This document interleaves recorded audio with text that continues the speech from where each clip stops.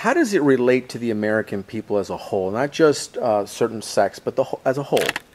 I think the question is that I put forth and challenge people. You know, when President Barack Obama said, you know, we're 5 days away from fundamentally transforming America, and I addressed that. No one asked him, what does that mean?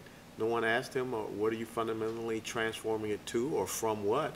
And that's what I want to challenge the reader, is to understand truly what this country stands for, its principles and its values as that relates to policy and the issues that we're facing. I talk about being a black conservative because some people tend to believe that that's some new trendy thing when it's always been a part of the black community, conservative ideas and principles, and that's why I talk about Frederick Douglass and I talk about Booker T. Washington. So I think that there's a lot of things to be gleaned from the book.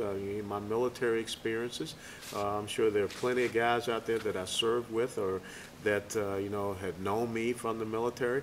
They'll be happy to read that and think about some of the things, like when I went through Checkpoint Charlie for the first time and went over to East Berlin. I'm sure a lot of people can remember those days.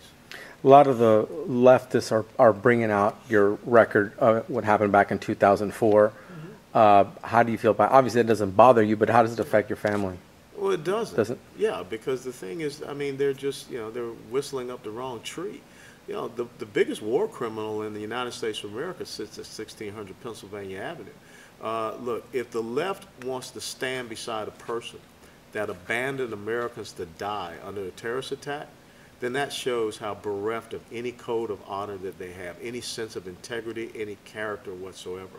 And if they want to try to continue to bring up my service record and what I did to protect my men and women, I could really give a rat you know what.